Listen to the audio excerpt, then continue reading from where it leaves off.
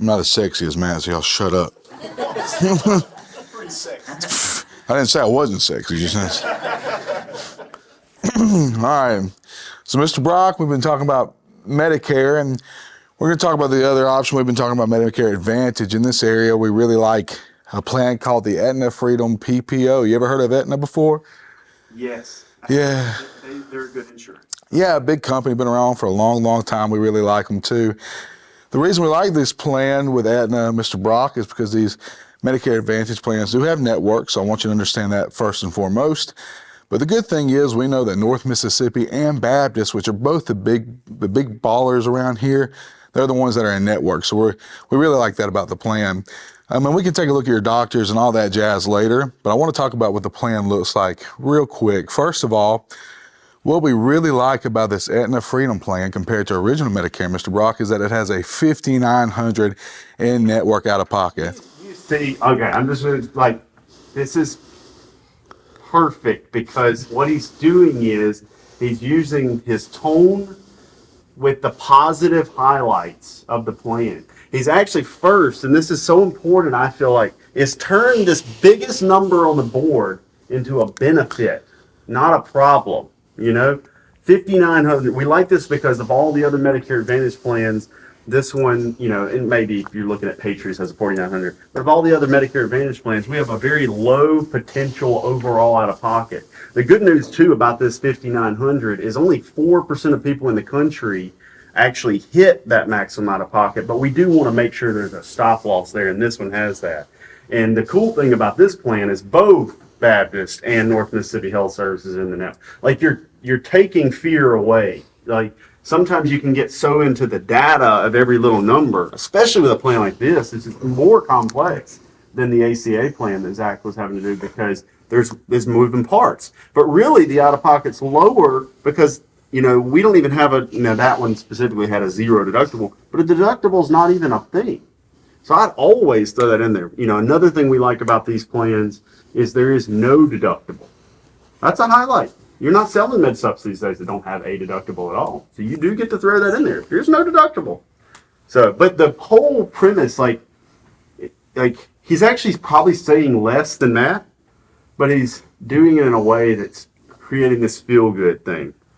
It's the same way when we used to sell dental, vision, and hearing, and we'd say Manhattan's dental, vision, and hearing plan pays, instead of saying the first year it only pays 60%, you would say Manhattan's dental, vision, and hearing, unlike all these other plans that are out there, gets into the major coverage period after 12 months and starts right away then at 70%. And after 24 months, it bumps to 80%. All the other plans will never go more than 50% on major services.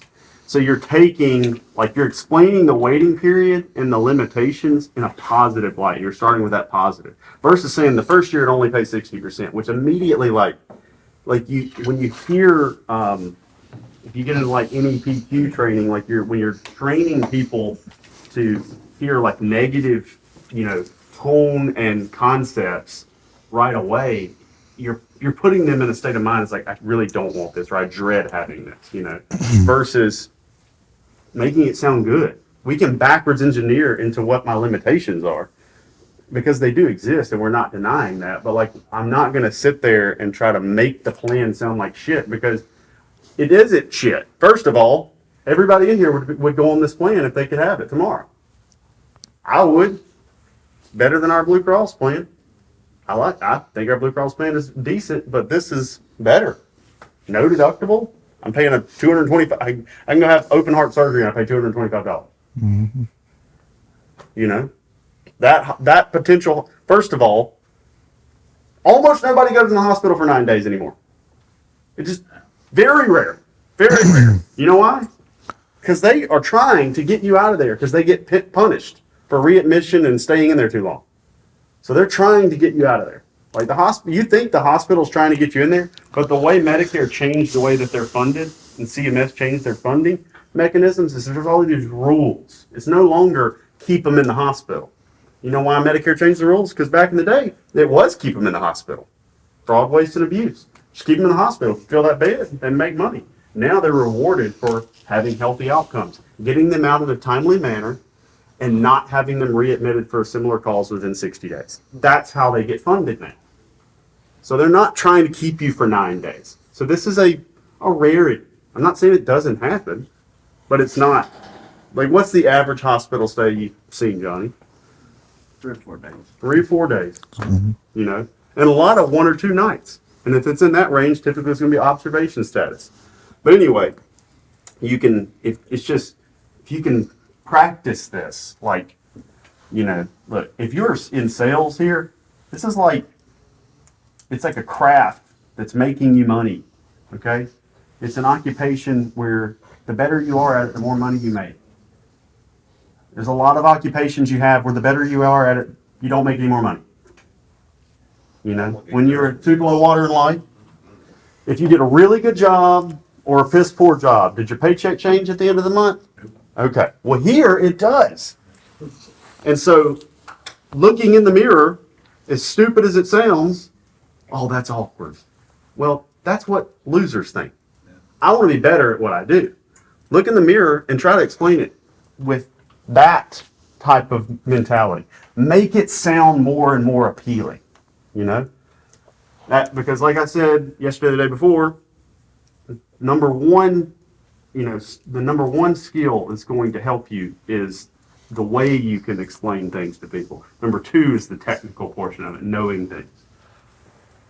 You know, I mean, Jackson consistently is at the top of these leaderboards, and to be honest, makes it look a little more like we got Holt and Johnny be up there, but Johnny and Holt be like, you know, we're working, we're hustling, we're working.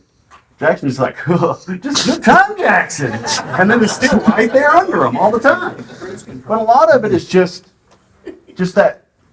And that's not just because it might have came natural to one person doesn't mean you can't do better at it. You can't learn it. You know, because there's a lot of people that are really good at sales that are terrible at retaining and learning information, and they have to work at that.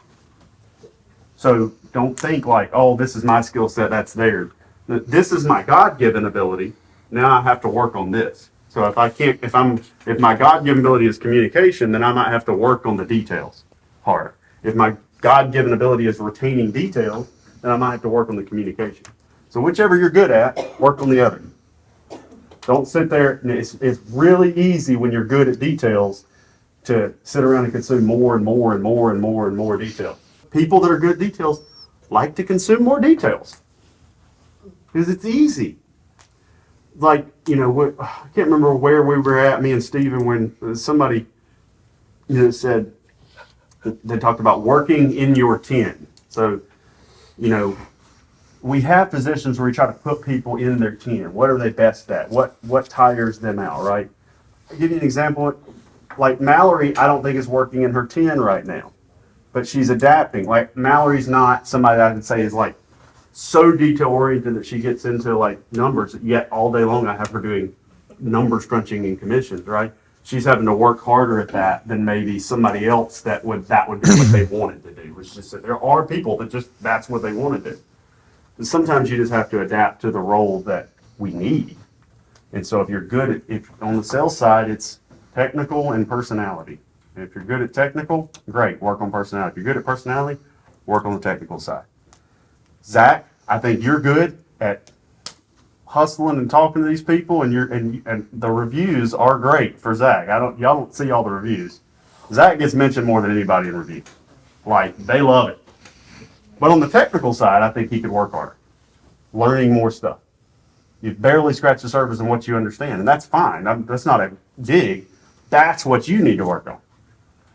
Jackson, who I think is pretty well rounded, probably needs to work more on the technical stuff, you know, because the personality stuff comes too easy for you. And have you ever met somebody that everything came easy for and they never used any of it? You know, I know exactly who you're thinking about. I've met some people in life that everything came easy for. Intellect, personality, everything, physical ability, and they never do anything with any of it because everything came to them easy. So it's good to have to work for something. Most people aren't 100% well-rounded. They're very good at service, technical skill, communication, whatever, and then they have to work on the rest of it. So don't work on rounding yourself out. And I would like to say, even though like personality comes to me, when I first started, being aggressive on the phone was not, like, I was not comfortable with that.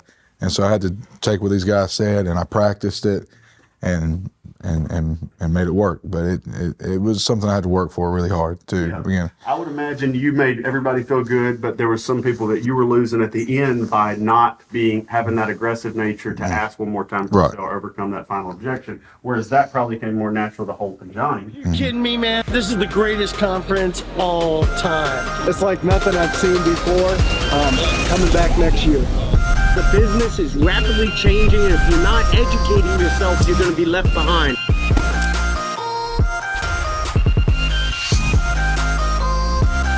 Great thing about Medicare Con and really any of these types of events, this one's so big, is you have all these people from chasing different pursuits in their business coming together and joining and sharing information. That's the best part of this.